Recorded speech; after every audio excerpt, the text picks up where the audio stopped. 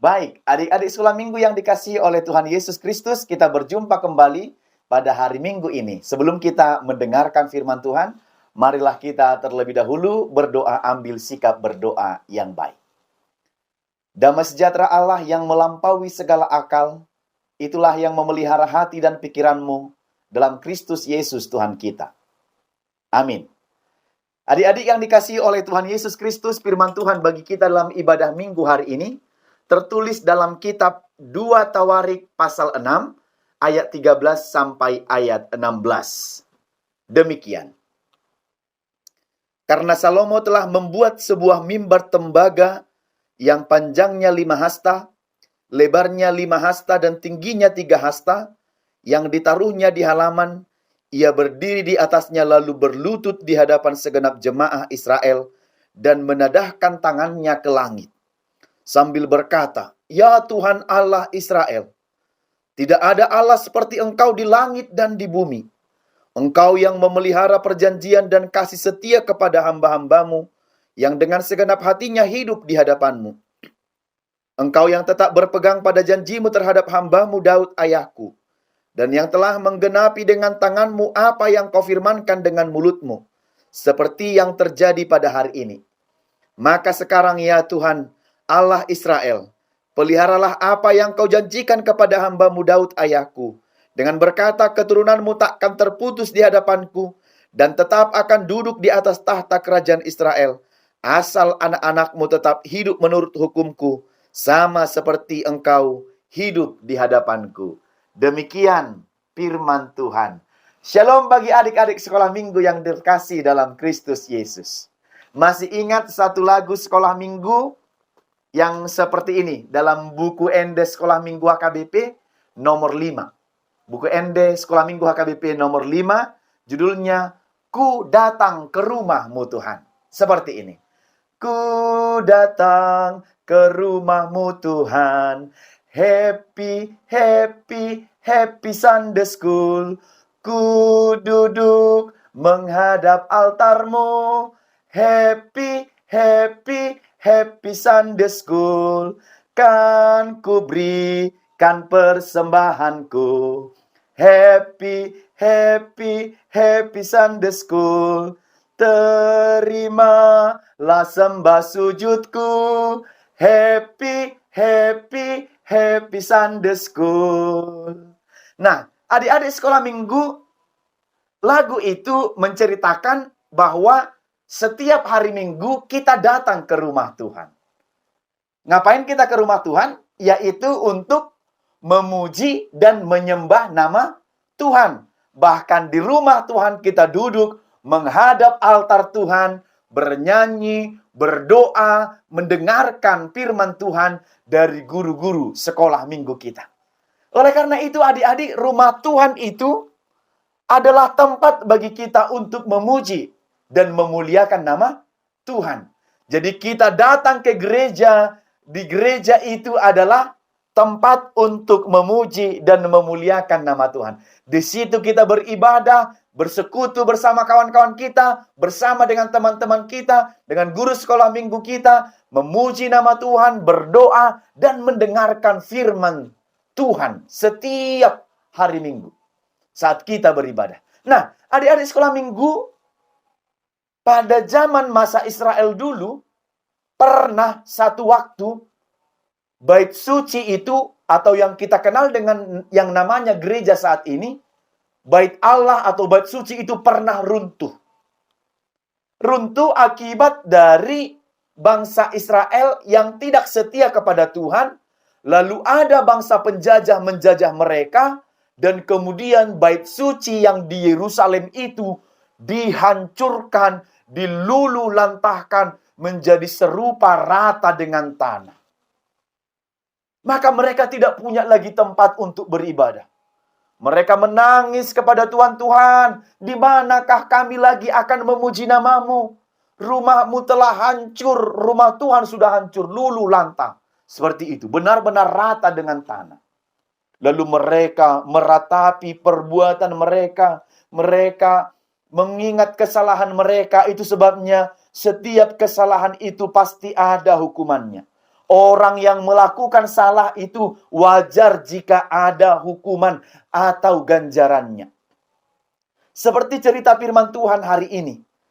Jadi sejarah dalam bangsa Israel itu adik-adik, ketika bait suci itu, rumah Allah itu, tempat mereka beribadah itu hancur akibat dari ketidaksetiaan mereka kepada Tuhan. Mereka beribadah kepada ilah lain. Maka ada bangsa penjajah menjajah dan menghancurkan bait suci itu. Maka hancurlah sudah rumah Tuhan. Apakah mereka sedih? Pasti. Seandainya kita melihat ada rumah Tuhan hancur akibat longsor misalnya, atau akibat bencana alam atau hal apapun itu, tentu kan hati kita sangat sedih melihat itu.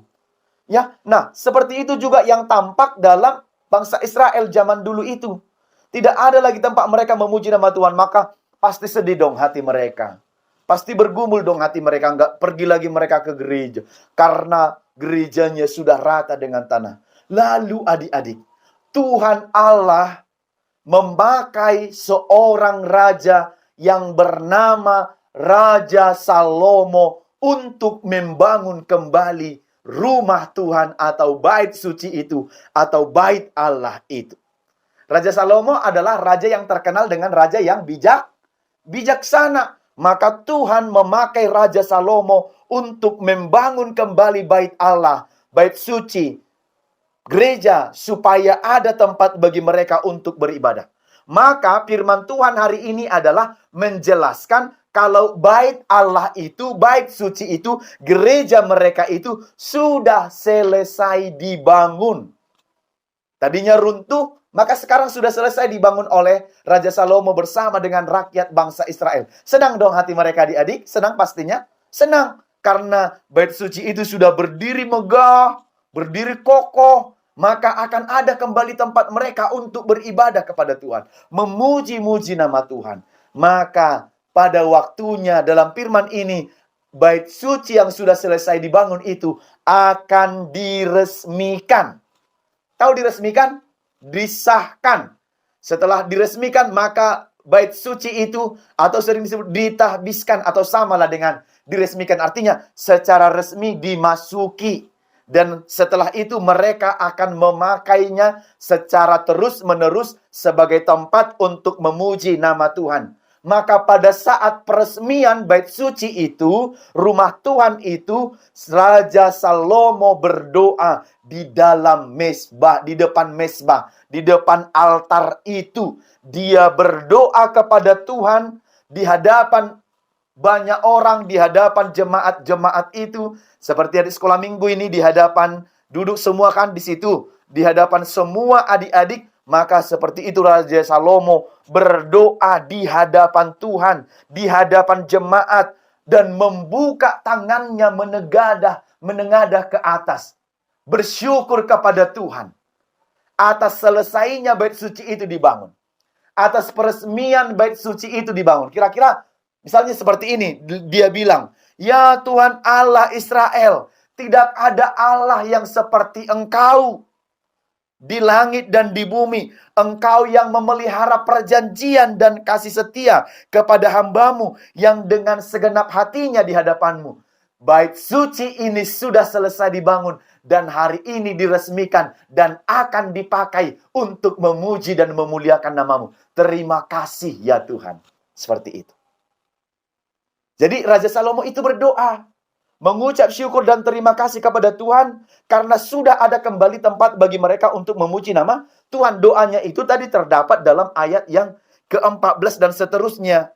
Dia berdoa kepada Tuhan atas berkat Tuhan, atas janji Tuhan, kesetiaan Tuhan. Tuhan itu ternyata setia kepada janjinya. Kenapa? Karena Tuhan Allah bilang, nanti walaupun bait itu hancur, akan kembali dibangun. Tapi bukan bapakmu Daud yang membangun. Daud kan juga raja kan? Tetapi yang membangun itu bagi Tuhan adalah Salomo. Dan benar, janji Tuhan itu dibuktikan dan terbukti, ditepati kalau bait suci itu selesai dibangun di tangannya Raja Salomo. Bukan di tangan bapaknya yang bernama Raja Daud, tetapi di tangan Raja Salomo. Nah, adik-adik yang dikasihi Tuhan Yesus Kristus, siapa di sini yang pernah berjanji? Apakah janjimu? Misalnya janjimu hari Minggu beribadah akan rajin. Aku berjanji akan semakin rajin karena sebentar lagi mau Natal. Aku berjanji akan rajin ke sekolah. Aku berjanji akan rajin beribadah. Aku berjanji akan rajin menolong orang tua. Aku berjanji tidak akan selalu main game terus-terus tanpa mengenal waktu. Itu janji. Nah, siapa yang berjanji harus setia pada janjinya. Jangan hari ini dijanjikan, bentar lagi sudah dilanggar. Itu namanya bukan orang yang setia kepada janjinya. Seperti Tuhan setia pada janjinya, dia bilang, bukan Daud tetapi Salomo. Benar, Salomo yang membangun bait itu bagi Tuhan, tempat mereka beribadah. Jadi, Tuhan adik-adik tidak pernah ingkar terhadap janjinya. Tuhan janji kepada Daud, anaknya yang akan membangun, akan mendirikan bait suci. Benar. Anaknya yang dipakai, yaitu Raja Salomo. Jadi, ketika waktu itu Salomo berdoa, dia di dalam kerendahan hati, bukan dengan sikap sombong, bukan dia bilang, aku kan hebat kan? Aku yang bangun bait suci itu. Kalau bukan karena aku itu nggak jadi itu. Nggak bisa begitu. Jadi tidak ada sikap sombong. Aku kan yang bangun gereja itu. Kalau tidak aku yang bangun gereja itu, maka tidak akan jadi. Tidak ada tempat kalian beribadah. Enggak seperti itu.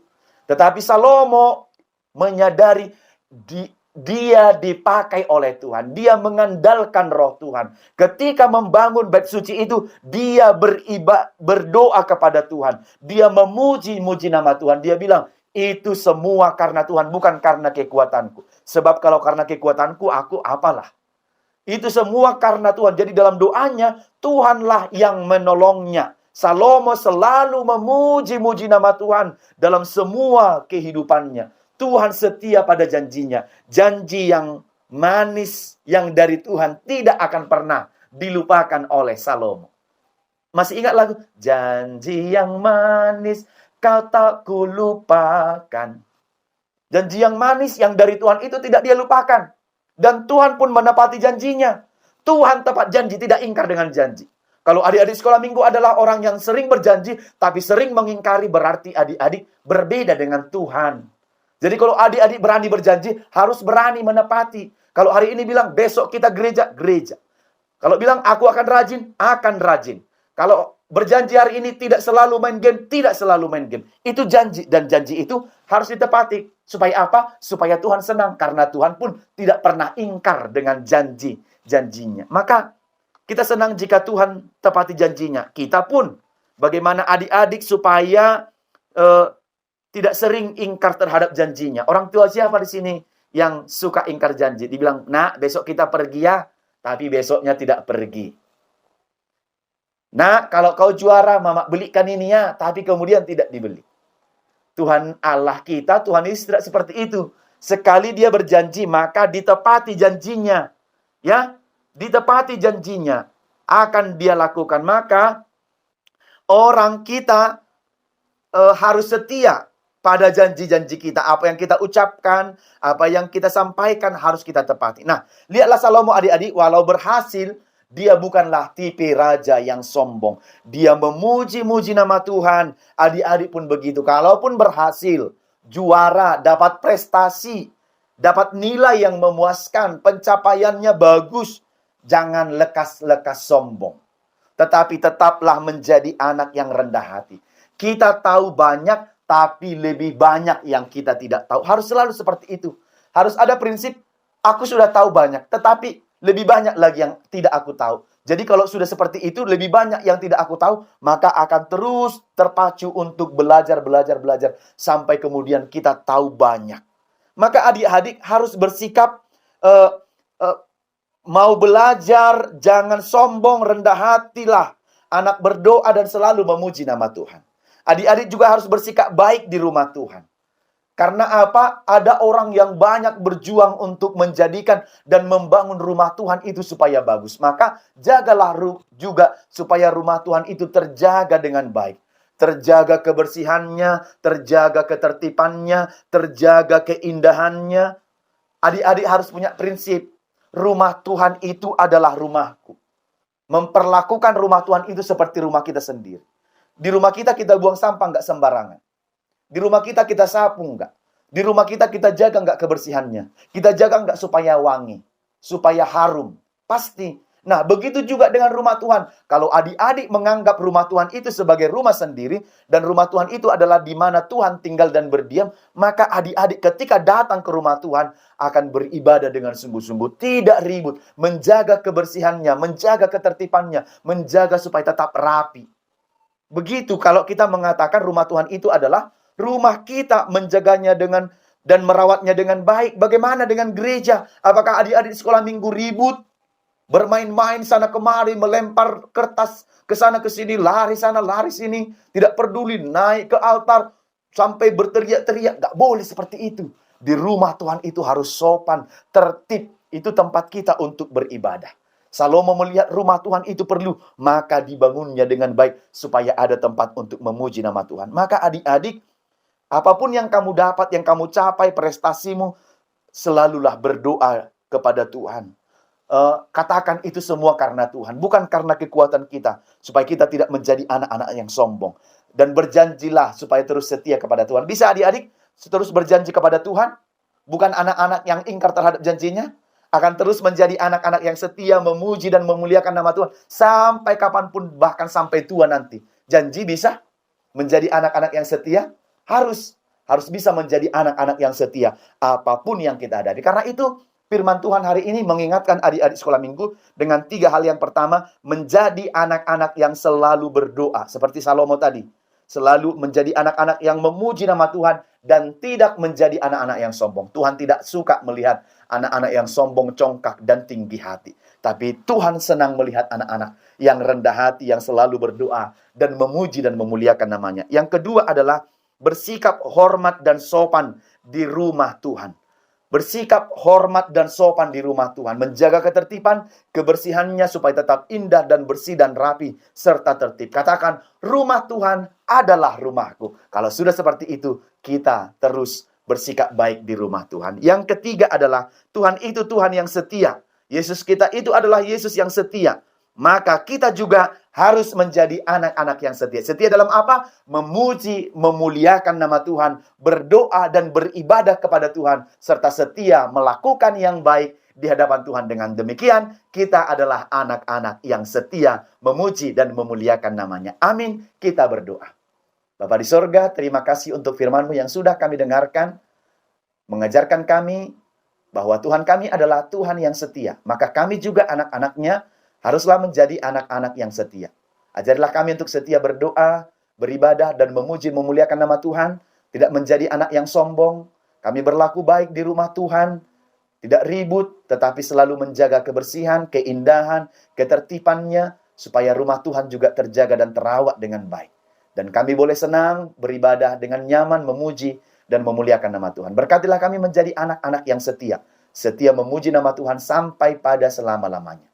Berkatilah orang tua kami yang selalu mengajari kami di rumah. Berkati guru di sekolah, berkati guru di sekolah minggu. Supaya mereka terus mengajarkan yang terbaik. Mengajarkan ilmu, mengajarkan firman Tuhan.